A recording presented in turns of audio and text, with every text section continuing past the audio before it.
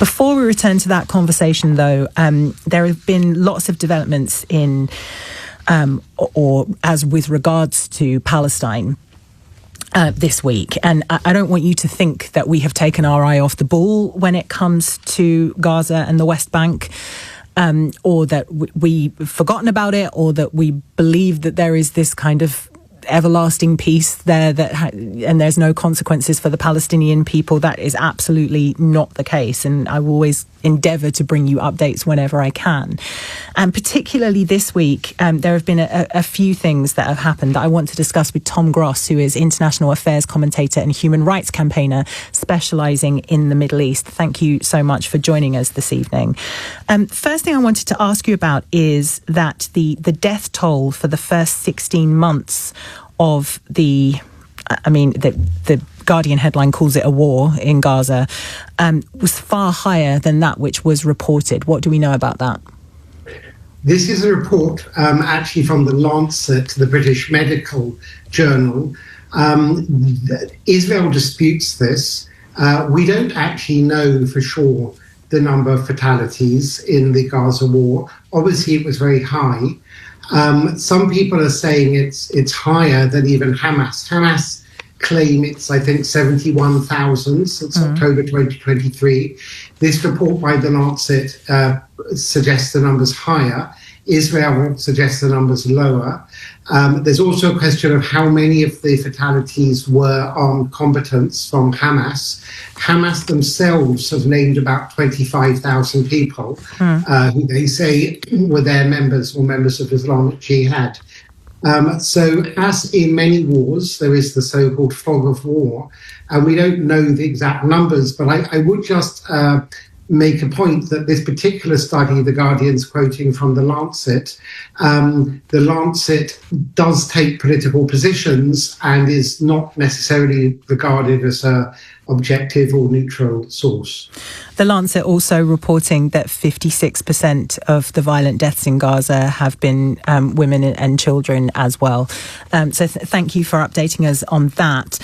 There's also this controversial speech that was made by Tony Blair, who claimed that the crisis in Gaza was due to extremism and corruption of the Hamas-run government there, but neglected to mention Israel. Tell us a little bit more about that. Well, Blair says a lot of things. Just to remind people, there is this so-called Board of Peace that Donald Trump convened a couple of days ago in Washington, in which he's gathered together a whole bunch of countries, including quite a number of Arab and Muslim countries. And Tony Blair, the former Prime Minister, is going to be one of the board members. Obviously I don't speak for Blair, but I think what he has in mind was that Hamas are supposed to disarm. Hamas, as everybody knows, are a militant group or a resistance group, as they would style themselves. Under the ceasefire that was applied several months ago in Gaza, Hamas are meant to cede power and disarm. And so I think, and they have not done so, and I think what Mr. Blair is referring to is as long as Hamas are sticking around, it's hard to move ahead with reconstruction and the peace plan, because international governments and actors don't want to spend billions on reconstruction if you have a jihadi government, a Hamas government in place, which is liable to restart, a war at any time. What you need is a government in place which wants to, concentrate on building up a good, better, prosperous situation for Gazans.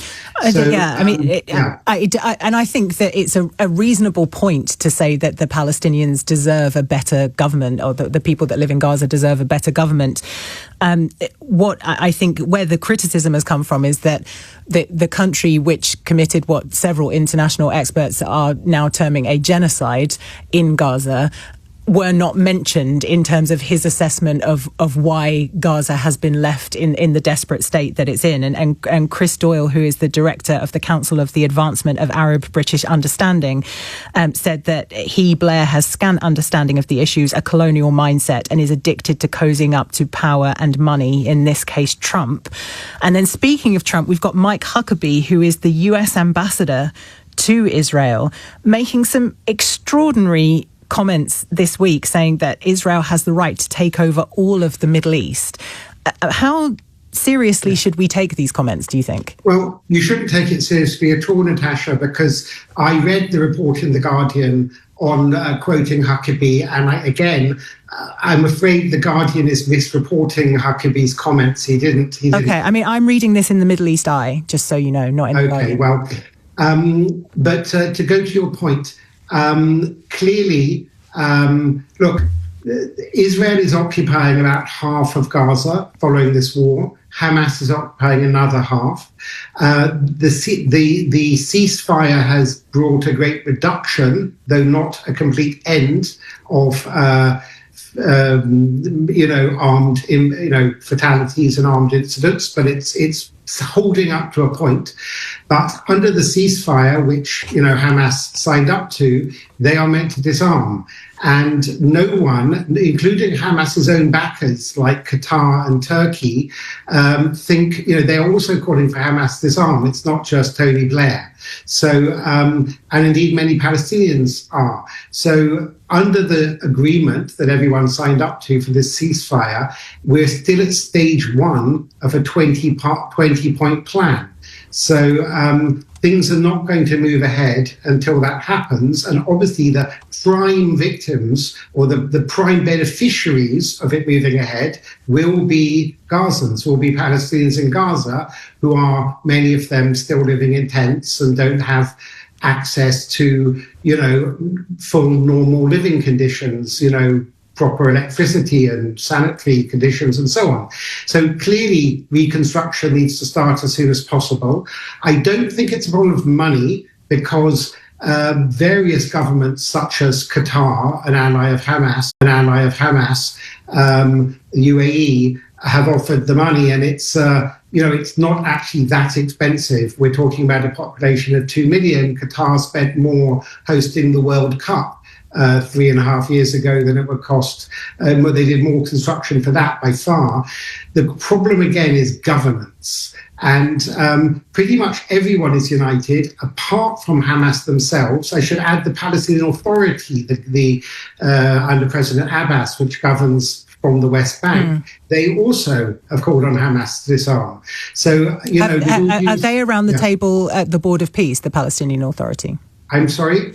Are they around the table with the Board of Peace in terms of agreeing to what needs to happen next, the Palestinian Authority?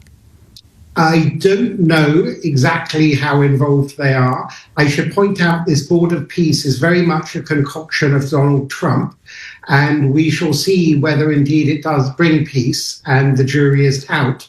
But quite apart from the Board of Peace, the Palestinian Authority led by Fatah, which is the more secular Palestinian political movement, are rivals, deadly rivals of Hamas, which are the Palestinian branch of the Muslim Brotherhood and are an Islamist movement. And there is no love lost between the Palestinian Authority and Hamas. So, the only reason I asked is because I can understand the rationale for not having Hamas as part of the Board of Peace, but surely you would want Palestinian representation in some form. There's now a technocratic committee led by some Palestinian economists. Some of them, I believe one of them worked at the World Bank in Washington and so on. There is definitely Palestinian involvement with the Board of Peace. My point being is I'm not sure the Palestinians taking the lead with it rather than the Americans. But certainly there's Palestinian involvement, yes. Thank you. Thank you so much for that analysis. Tom Gross there, who's an international affairs commentator and human rights campaigner. Just to give you the context on that question about Huckabee, he was asked